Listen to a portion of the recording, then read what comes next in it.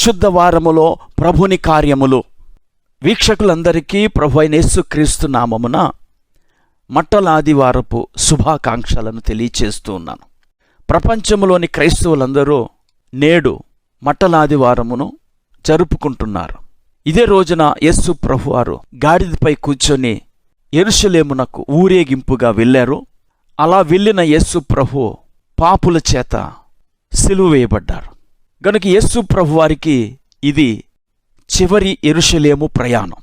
యేసు ప్రభువారు గాడిదపై ఊరేగింపుగా వెళ్ళిన ఈ సందర్భమును నలుగురు సువార్తికులు అనగా మత్తయి, మార్కు, లూకా మరియు యోహానులు తమ సువార్తలలో ఈ విషయాన్ని రాశారు. ఈరోజు కొంతమంది క్రైస్తవులు ఈత కొమ్మలు పట్టుకొని, తాటాకు సిలువలు చేత్తో పట్టుకొని వాటిని ఊపుతూ ఊరేగింపులు నిర్వహిస్తారు. ఈ పామ్ సండేని పవర్ సండేగా మార్చుకోవటానికి మనము కూడా ఊరేగింపులు చెయ్యాలా, లేదా ఇంకేదైనా పద్ధతి ఉన్నదా?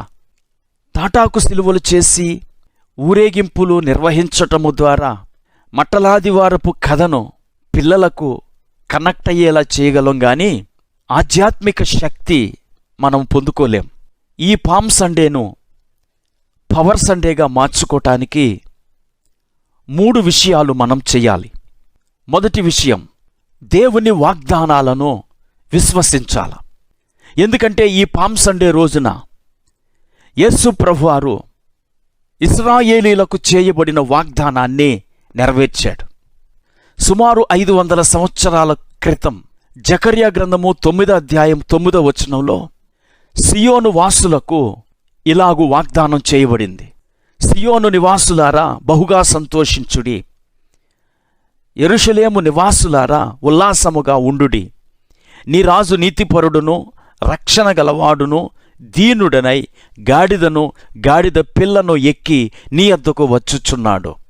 జకర్యా పలికిన ప్రవచనమును మట్టలాదివారమున యేసు నెరవేర్చి దేవుని వాగ్దానాలన్నీ అవును అని నిరూపించాడు. ప్రియులారా, మీ జీవితంలో కూడా దేవుని వాక్యపు వాగ్దానాలను నమ్మండి. ఎందుకంటే దేవుని వాగ్దానములు ఎన్ని అయినను అన్నియు క్రీస్తునందు అవునన్నట్టుగానే యున్నవి గనుక మన ద్వారా దేవునికి మహిమ కలుగుటకై అవి ఆయన వలన నిశ్చయములై ఉన్నవి అని అపోస్తలుడైన పౌలు కొరింథీయులకు రాసిన 2వ పత్రిక 1వ అధ్యాయం 20వ వచనములో వ్రాయబడి ఉన్నది. పామ్ సండేను పవర్ సండేగా మార్చుటకు మనము చేయవలసిన 2వ పని యేసును రాజుగా అంగీకరించుట. ఈ మట్టలాదివారము నాడు ఏ విధమైన అనుమానము లేకుండా ఆ ఊరేగింపులో ఉన్నవారంతా యేసును రాజుగా అంగీకరించి ఊరేగించారు. గనుక మన ప్రభు అయిన యేసును రాజుగా ఒప్పుకొనుట ద్వారా మనము శక్తిని, జీవాన్ని పొందుకోగలం.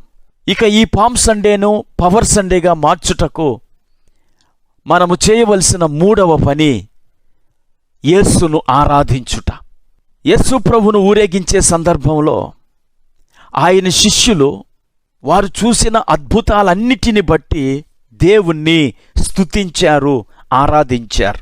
లూకా సువార్త 19వ అధ్యాయం 38వ వచనం, ప్రభు పేరిట వచ్చు రాజు స్తుతింపబడునుగాక, పరలోకమందు సమాధానమును సర్వోన్నతమైన స్థలములలో మహిమయు ఉండునుగాక అని తాము చూచిన అద్భుతములన్నిటిని గూర్చి మహాశబ్దముతో దేవుని స్తోత్రము చేయసాగిరి.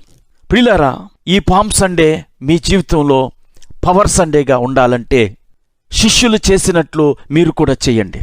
ఇంతవరకు మీ జీవితములో ఆ యేసు ప్రభు చేసిన అద్భుతాలన్నిటిని బట్టి ఆయనను స్తుతించండి, ఆయనను గురించి మాట్లాడండి. అప్పుడు ఈరోజు మీకెంతో సంతోషకరమైన పవర్ సండేగా ఈ సండే ఉండగలదు. ప్రార్థన చేసుకుందాం. కృపా కనికరం కలిగిన మా తండ్రి, నీకు వందనాలు. ఈ పామ్ సండే రోజు మా వీక్షకులందరినీ యేసుక్రీస్తు నామములో దీవిస్తున్నాను. ఈ పామ్ సండే వారి జీవితాల్లో పవర్ సండేగా ఉండుటకు సహాయం చేయమని యేసుక్రీస్తు నామములో ప్రార్థించి వేడుకుంటున్నాం తండ్రి. ఆమెన్.